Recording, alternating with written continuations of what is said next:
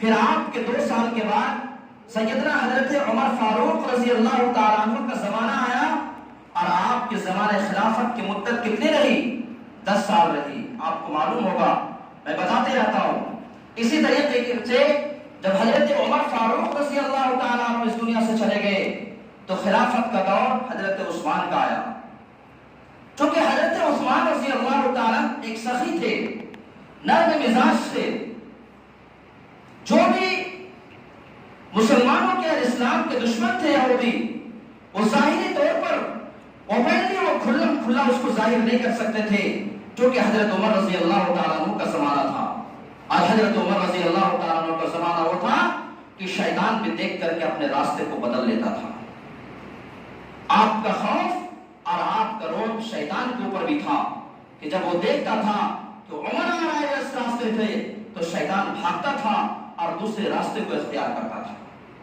تو اس یہودی کی کیا ہمت ہو سکتی تھی کہ اس وقت وہ پہلے کچھ لوگوں کے سامنے پیش کرے، لیکن جب حضرت عثمان غنی رضی اللہ تعالیٰ عنہ کا زمانہ آیا اور کچھ دنوں کے بعد یہ عبداللہ بن سبا جسے کہا جاتا ہے، جو منافقوں کا سردار ہے، منافقوں کا سردار ہے، تو آپ کی نرم مزاجی کو دیکھ کر کے انہوں نے اوپنلی کچھ اپنا عقیدہ پیش کرنا شروع کیا، اور عقیدہ یہ پیش کیا کہ اس دنیا کے اندر رسول اللہ دوبارہ تشریف لائیں گے، اور جس طریقے سے حضرت موسیٰ کے لیے یوشع بن نون وزیر تھے، ایک وزیر تھے، اسی طریقے سے محمد الرسول اللہ کے لیے حضرت علی ایک وزیر تھے، گویا کہ ایک رازدار تھے۔ اور جتنے بھی اس سے پہلے ابو بکر اور عمر، یہ جتنے بھی لوگ خلیفہ بنے ہیں، گویا کہ نعوذ باللہ یہ غاصب تھے، یعنی انہوں نے حضرت علی کی کرسی کو لے لیا۔ ایک عجیب سا اپنا ارادہ اور اپنا عقیدہ لوگوں کے سامنے پیش کیا، تو ان کے کچھ ہم خیال ہو گئے۔ میرے دوست اور بزرگوں، میں بہت تفصیل میں نہیں جانا چاہتا ہوں ورنہ کربلا کا سانحہ بچ جائے گا، بس میں یہ عرض کرنا چاہتا ہوں کہ اسی کی سازش کے تحت انہوں نے ایک گروپ تیار کیا، اور اس کے لیے اس نے مصر کا سفر کیا اور دوسری جگہ کا بھی سفر کیا، ہم لوگ خیال پیدا کیا، یعنی اپنے ہم خیال پیدا کیا اور اس بات پر متفق کرایا کہ عثمان غنی کی خلافت کو چھینا جائے، کیونکہ اصل جو خلافت ہوگی وہ علی کی ہوگی۔ میرے عزیز دوست اور بزرگوں، اور اسی واقعہ کے پیش نظر حضرت عثمان غنی رضی اللہ تعالیٰ عنہ کے بھی مظلومانہ شہادت ہوئی۔ اس وقت جب کہ آپ قرآن شریف کی تلاوت فرما رہے تھے، اس کے بعد جو ہے چوتھے خلیفے کے طور پر حضرت علی رضی اللہ تعالیٰ عنہ کو منتخب کیا گیا۔ حضرت علی رضی اللہ تعالیٰ عنہ خلیفہ بنے، لیکن جب حضرت علی رضی اللہ تعالیٰ خلیفہ بن گئے، تیسرے دن میں آپ نے اعلان کیا کہ جتنے بھی لوگ باہر سے آئے ہوئے ہیں وہ سارے کے سارے لوگ یہاں سے چلے جائیں۔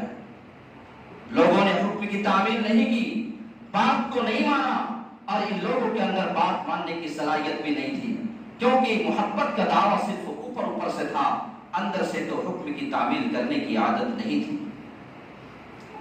میرے عزیز دوست اور بزرگوں، بالآخر اسی سازش کے تحت میں بھی حضرت علی رضی اللہ تعالیٰ عنہ کی بھی شہادت ہوئی، جو خلیفہ چہارم تھے، چوتھے خلیفے تھے۔ جیسے ہی حضرت علی رضی اللہ تعالیٰ عنہ کی شہادت ہوئی، آپ نے حضرت حسن یعنی اپنے بڑے بیٹے کو نماز کے مصلی پہ پڑھایا، جس کی یہ پہچان تھی کہ خلافت اگر ہوگی تو میرے بعد حضرت حسن کی ہوگی، اور انہوں نے یہ بھی فرمایا کہ ہمیں امیر معاویہ کے ساتھ صلح کر لینا، چونکہ اس وقت جو خلیفہ تھے وہ حضرت امیر معاویہ رضی اللہ تعالیٰ عنہ تھے۔ تو میرے عزیز دوست اور بزرگوں، اس طرح کا کچھ واقعہ پیش آئے جو منافقوں یعنی یہودیوں کی سازش کے تحت آپس میں مسلمانوں کی مصالحت نہیں ہو پائی، اور یہودیوں کی سازش کے تحت جو ہے ایک حضرت عثمان غنی کی بھی شہادت ہوئی، حضرت علی رضی اللہ تعالیٰ عنہ کی بھی شہادت ہوئی، اور بالآخر حضرت حسن رضی اللہ تعالیٰ عنہ کی بھی شہادت ہوئی۔ میرے محترم دوست اور بزرگوں، حضرت حسن رضی اللہ تعالیٰ عنہ شہادت ہونے کے بعد، چونکہ حضرت امیر معاویہ رضی اللہ تعالیٰ عنہ خلیفہ تھے، کوفہ کے لوگ، بہت سارے لوگ کہ آپ آئیں اور آپ کے ہاتھ پر ہم سب بیعت کریں گے اور اسلام کی ایک الگ سی شان یہاں سے پھیلے گی۔ میرے محترم دوست اور بزرگوں، حالات کی جائزہ کے لیے آپ نے اپنے چچا بھائی مسلم بن عقیل کو کوفہ روانہ کیا۔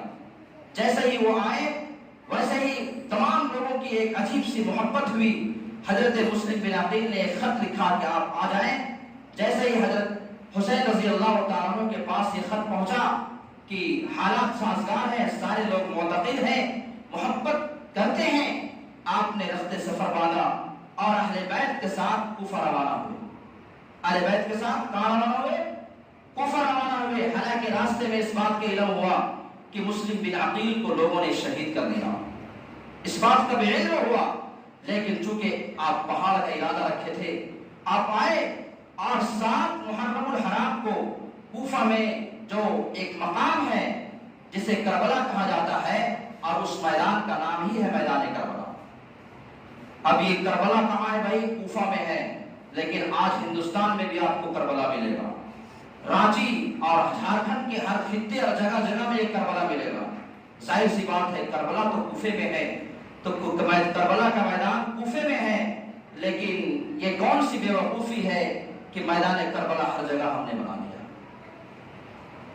میرے عزیز دوستوں بزرگوں، بہرکیف کربلا کے میدان میں حاضر ہو گئے 7 محرم الحرام کو، اور پھر ابن زیاد کی فوج نے آپ کا گھیراؤ کیا، اور اس گھیراؤ کی تعداد روز بروز بڑھتی جا رہی تھی، روز بروز بڑھتی جا رہی تھی، اور اس وقت کے جو حاکم تھے وہ یزید تھے۔ حالانکہ یزید کا یہ ارادہ نہیں تھا کہ حضرت حسین اور اہل بیت کو شہید کیا جائے، لیکن سازش ایک تھی، اور اس کی شہادت جس وقت شہادت ہو رہی تھی یا اس طرح کی جنگیں لڑی جا رہی تھی، کتابوں میں آتا ہے یزید کو بھی اس کا علم نہیں تھا۔ اس لیے حضرت حسین رضی اللہ تعالیٰ نے کہا، لوگوں آپ لوگوں نے مجھے بلایا ہے، اس لیے میرے پاس 3 آپشنز ہیں۔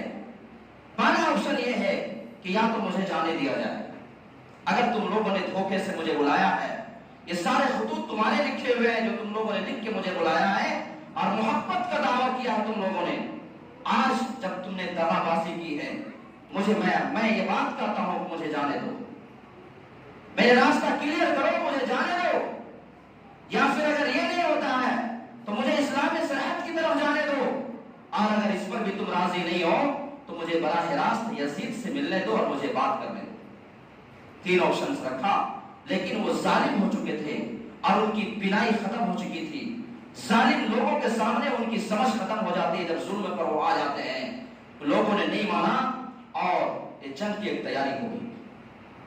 بالآخر یوم عاشورہ یعنی 10 محرم الحرام کو یہ شروع ہوتی ہے لڑائی، اور جتنے بھی اہل بیت تھے ایک ایک کر کے میدان کربلا میں اس میں آئے، کٹا کر گردنیں دکھلا گئے کربلا والے، کٹا کر گردنیں دکھلا گئے کربلا والے، کبھی باطل کے آگے جھک نہیں سکتے خدا والے۔ حضرت حسین نے یہ لوگوں کو پیغام دیا کہ خدا والے باطل کے سامنے جھک نہیں سکتے ہیں، اپنی گردن کو کٹا سکتے ہیں لیکن باطل کے سامنے وہ جھک نہیں سکتے۔ ایک ایک کر کے میدان کربلا میں آئے اور جام شہادت نوش فرمایا، اور حضرت علی رضی اللہ حضرت علی اکبر رضی اللہ تعالیٰ جو حضرت حسین کے لخت جگر تھے، جو آپ کے پیارے بیٹے تھے، نوجوان تھے، آپ بھی میدان میں آئے اور جام شہادت نوش فرمایا۔ علی اصغر خیمے میں پڑے ہیں، آواز آتی ہے خواتین کی طرف سے کہ حضرت حسین علی اصغر پیاس کے مارے تڑپ رہے ہیں، کیونکہ 7 محرم الحرام سے لوگوں نے کھانا کو بھی بند کیا اور پانی کو بھی بند کیا، آنے جانے کے سلسلے کو ختم کر دیا۔ میرے عزیز دوستوں اور بزرگوں، سیدنا حضرت حسین رضی اللہ تعالیٰ خیمے میں جاتے ہیں، خواتین سے علی اصغر کو گود میں اٹھاتے ہیں، اور اٹھانے کے بعد اس دشمن کے ہجوم میں آتے ہیں اور خطاب کرتے ہیں، ظالموں اس بچے کو بھی میں نے لے آیا، کیا یہ بچہ پانی اس کے بغیر تڑپ رہا ہے، کیا میں اس لیے لایا ہوں کہ اس کا پانی کا انتظام کیا جائے؟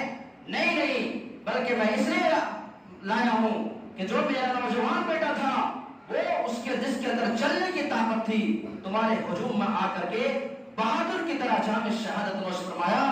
آج علی اصغر ایک گود میں رہنے والا ہے، تم اپنی حسرت کو اس سے بھی بجھا لو۔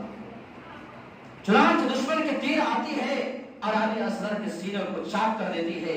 علی اصغر اس وقت بچے کی حالت میں جو ابھی معصوم تھے جام شہادت نوش فرماتے ہیں۔ حضرت حسین رضی اللہ تعالی اپنے نوجوان بیٹے کی لاش کو لے کر کے خیمے میں لاتے ہیں اور بہت درد انگیز میں اللہ رب العزت کے سامنے ہاتھ کو اٹھاتے ہیں اور دعا کرتے ہیں۔ میرے عزیز دوست اور بزرگوں، بعد میں ان لوگوں کا بہت خراب انجام ہوا۔ حضرت حسین نے بد دعا کی تھی، بالآخر سیدنا حضرت حسین رضی اللہ تعالیٰ بچے اور سیدنا حضرت حسین رضی اللہ تعالیٰ میدان کربلا میں آئے۔ آپ زخمی کی حالت میں ہیں، آپ زخمی کی حالت میں ہیں۔ ایسے موقع میں آپ نے کہا کہ مجھے نماز کا موقع دیا جائے۔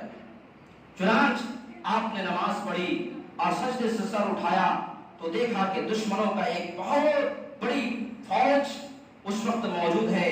یہ دیکھتے دیکھتے سیدنا حضرت حسین رضی اللہ تعالی عنہ کے سر کے اوپر، گردن کے اوپر وار ہوتا ہے، جس سے سیدنا حضرت حسین رضی اللہ تعالی عنہ بھی جام شہادت نوش فرما جاتے ہیں۔ یہ یوم عاشورہ کا دن تھا، یہ 10 محرم الحرام کا دن تھا۔ کیا اس واقعے کو سننے کے بعد ایک مسلمان جسے اللہ اور اس کے رسول صلی اللہ علیہ وسلم سے محبت ہے، کیا ہمارا دل نہیں پگھلتا؟ کیا ہمارے قلب کے اندر احساس نہیں ہوتا کہ اہل بیت اس روز شہید ہوئے ہیں؟ ہمیں چاہیے، اگر ہم حق پر قائم ہیں اور ہم سیدنا حضرت حسین رضی اللہ تعالیٰ عنہ سے محبت کرتے ہیں تو ہمیں ہر حال میں سیدنا حضرت حسین رضی اللہ تعالیٰ عنہ کا پیغام کو زندہ کرنے کی کوشش کرنا چاہیے۔ آپ کا پیغام یہ تھا کہ لوگوں، نماز ہر حال میں ادا کرو، نہ مسجد میں نہ مندر میں، نہ مسجد میں نہ مندر میں، نہ بیت اللہ کے دیواروں کے سائے میں نماز عشق ادا ہوتی ہے تلواروں کے سائے میں۔ یہ حضرت حسین رضی اللہ تعالیٰ پیغام دیا ہمیں کہ باطل کے سامنے نہ جھکو اور نماز کو ہمیشہ قائم رکھو۔ اگر تم میدان جہاد میں پھر بھی نماز کو قائم کرو۔ تو میرے عزیز دوستوں بزرگوں، اگر ہم حق پر قائم ہونا چاہتے ہیں تو ہمیں کیا ہے، حضرت حسین رضی اللہ تعالیٰ عنہ جو یوم عاشورہ کے دن اسلام کی خاطر، اسلام کی بقا اور اس کی بلندی کی خاطر شہید ہو گئے اور ابن زیاد کی فوج نے ان کو شہید کیا، ہمیں چاہیے کہ اس روز ہم ان کے حق میں، بلکہ ہمیشہ ان کے پیغام کو ہم زندہ کریں اور جو ان کے میسیجز تھے ان کو ہم اپنانے کی کوشش کریں۔ بس اللہ تبارک و تعالیٰ سے دعا ہے کہ اللہ تبارک و تعالیٰ ہم تمام لوگوں سے حقیقی طور پر اہل بیت سے محبت کرنے کی توفیق عطا فرمائے۔ وآخر دعوانا ان الحمد للہ رب العالمین۔ اور روزے سے تعلق سے